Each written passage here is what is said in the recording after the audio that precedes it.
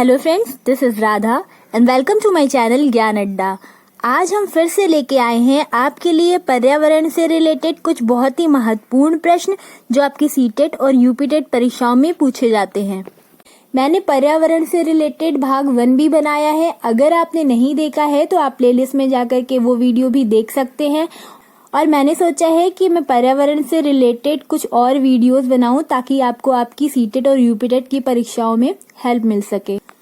और आज मैंने जो भी प्रश्न लिए हैं वो सभी के सभी प्रश्न बहुत ही ज्यादा इम्पोर्टेंट हैं। मैंने चुन चुन के बहुत सारी बुक से देख करके जो प्रश्न पिछले परीक्षाओं में पूछे जा चुके हैं वो सारे प्रश्न मैं आज लेकर के आई हूँ।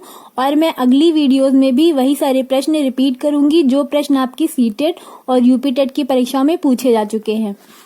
अब जैसा कि आप जानते हैं कि इस समय लॉकडाउन है और हम सभी अपने घरों में हैं, और अगर हमें टाइम मिला है तो हम अपनी आगामी परीक्षाओं के लिए ज्यादा से ज्यादा तैयारी कर सकते हैं और आसानी से अपनी परीक्षाओं को क्लियर कर सकते हैं।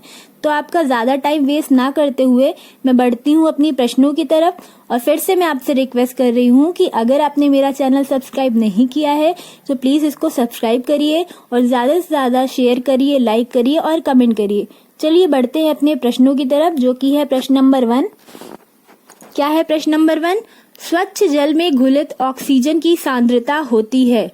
स्वच्छ जल अगर प्योर वाटर है तो उसमें डिजॉल्व ऑक्सीजन जो होती है उसका कितना कंसंट्रेशन होता है, कितनी सांद्रता होती है? तो इसका आंसर होगा 0.0010%। क्या आंसर है इसका? 0.0010%। याद रखना है आपको, ये बहुत ही ज्यादा इंपॉर्टेंट क्वेश्चन है। नेक्स्ट क्वेश्चन है, हरित प्रभाव वाली सबसे महत्वपूर्ण गैस कौन सी है? या आप कह सकते हैं ग्रीन हाउस गैसेस में सबसे ज्यादा इम्पोर्टेंट गैस कौन सी है, सबसे ज्यादा ग्रीन हाउस इफेक्ट पैदा करने वाली गैस कौन सी है? तो यह होगी कार्बन डाइऑक्साइड। कौन सी गैस है? Carbon dioxide. ऐसे तो बहुत सारी गैसेस होती है, मीथेन होता है, वाटर ड्रॉपलेट्स होते हैं, इनमें से कार्बन डाइऑक्साइड सबसे ज्यादा ग्रीन हाउस इफेक्ट पैदा करती है। अगर आपको नहीं पता है ग्रीन हाउस इफेक्ट क्या है तो मैं अपनी अगली वीडियो में इसके बारे में बताऊंगी कि ग्रीन हाउस इफेक्ट क्या है और क्यों हमारे अर्थ का टेम्परेचर इसकी वजह से बढ़ता जा रहा है। चलिए डिस्कस करते हैं नेक्स्ट क्वेश्चन, जो कि है अम्लीय वर्षा के लिए कौन सी गैस उत्तरदायी है? या आप कह सकते हैं एसिड रेन के लिए कौन सी गैस उत्तरदायी है? वैसे इसमें 2 गैसेस होती हैं, पहली तो है सल्फर डाइऑक्साइड और दूसरी है नाइट्रोजन के ऑक्साइड। आप कह सकते हैं कि सल्फर और नाइट्रोजन के ऑक्साइड्स जो होते हैं वो एसिड रेन के लिए उत्तरदायी होते हैं।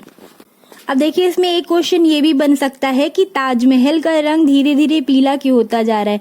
वैसे तो हमें पता ही है कि ताजमहल का रंग सफेद है, संगमरमर से बना हुआ है, इसका मतलब इसका रंग सफेद है, लेकिन इसका रंग धीरे धीरे पीला क्यों हो रहा है, ये क्वेश्चन भी बनता है। तो आपको याद रखना है कि एसिड रेन की वजह से ताजमहल का रंग धीरे धीरे पीला हो रहा है, क्योंकि मथुरा में बहुत सारी रिफाइनरीज हैं जिसकी वजह से वहां पे प्रदूषण बहुत ज्यादा है और उस प्रदूषण की वजह से एसिड रेन होती है आगरा में और ताजमहल का रंग इसीलिए धीरे धीरे पीला होता जा रहा है।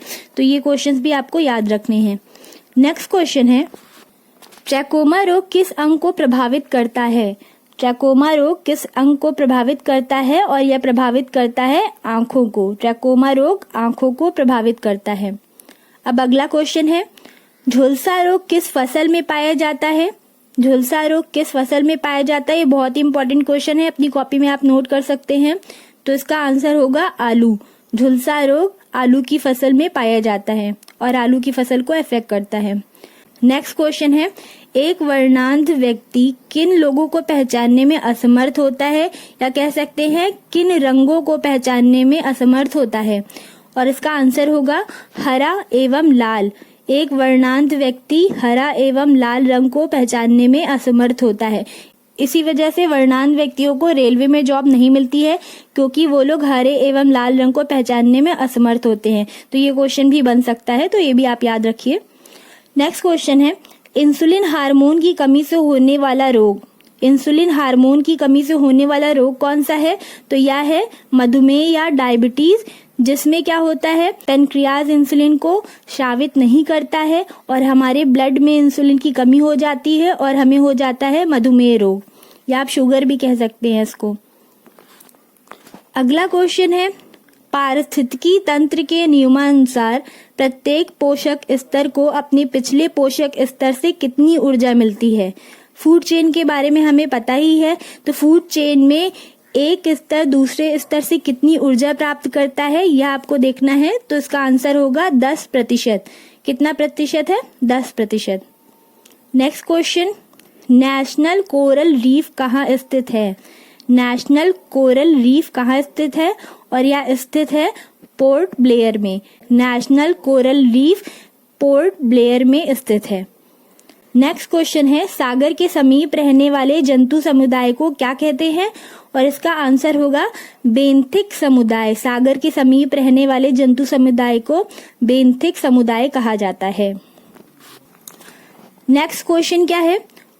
भोपाल गैस त्रासदी किस गैस के कारण हुई थी? भोपाल गैस त्रासदी किस गैस के कारण हुई थी? ये बहुत ही ज्यादा इंपॉर्टेंट है और बहुत बार पूछा भी जा चुका है। सीटेट की ही परीक्षा में नहीं, बहुत सारी परीक्षाओं में ऐसे क्वेश्चंस आते हैं। तो इसका आंसर क्या होगा? Methyl isocyanate. क्या आंसर है इसका? Methyl isocyanate. नेक्स्ट क्वेश्चन है, भारत में सर्वाधिक रेडियोधर्मी प्रदूषण कहाँ पाया जाता है? भारत में सर्वाधिक रेडियोधर्मी प्रदूषण कहाँ पाया जाता है? और इसका आंसर होगा केरल में। केरल में सर्वाधिक रेडियोधर्मी प्रदूषण पाया जाता है। अगला क्वेश्चन है, समुद्र की गहराई मापने हेतु सिग्नल देने एवं छिपी वस्तुओं का पता लगाने में किस ध्वनि तरंगों का प्रयोग किया जाता है? इसका आंसर होगा पराश्रव ध्वनि तरंगे या अल्ट्रासोनिक वेव्स। नेक्स्ट क्वेश्चन है, क्वेश्चन नंबर 14, बायोगैस में किस गैस की सर्वाधिक प्रतिशत मात्रा पाई जाती है? बायोगैस में किस गैस की सर्वाधिक प्रतिशत मात्रा पाई जाती है? और यह पाई जाती है मीथेन की। कितनी प्रतिशत? 60%। अब देखिए बायोगैस में कौन सी गैस सर्वाधिक मात्रा में होती है, ये भी क्वेश्चन है। तो इसका आंसर होगा मीथेन। और अगर यह पूछा जाए कितने प्रतिशत, इसका आंसर होगा 60%। क्वेश्चन नंबर 15 है, जो कि लास्ट क्वेश्चन है इस वीडियो का। और क्वेश्चन नंबर 15 क्या है? भारतीय वन सर्वेक्षण संस्थान का मुख्यालय कहाँ स्थित है? भारतीय वन सर्वेक्षण संस्थान का मुख्यालय कहाँ स्थित है? और इसका आंसर मैं बताऊं इससे पहले मैं फिर से आपसे रिक्वेस्ट करना चाहती हूँ कि अगर आपने मेरा चैनल सब्सक्राइब नहीं किया है तो प्लीज इसको सब्सक्राइब कर लीजिए और मेरी वीडियो को ज्यादा से ज्यादा लाइक करिए, शेयर करिए और कमेंट करिए। तो क्वेश्चन नंबर 15 का आंसर क्या होगा? और इसका आंसर होगा देहरादून। भारतीय वन सर्वेक्षण संस्थान का मुख्यालय देहरादून में स्थित है। क्या आप कह सकते हैं नेशनल फॉरेस्ट रिसर्च इंस्टीट्यूट कहाँ पर है? तो यह है देहरादून। इसका मुख्यालय कहाँ है? देहरादून में है। तो ये थे 15 बहुत ही ज्यादा इंपॉर्टेंट क्वेश्चन जो थे पर्यावरण से रिलेटेड।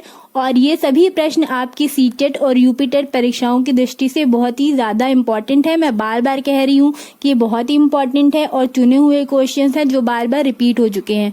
आशा करती हूँ आपको सारे प्रश्न पसंद आए होंगे और इन्हीं प्रकार के प्रश्नों को पाने के लिए आप मेरी वीडियोस को देखते रहिए।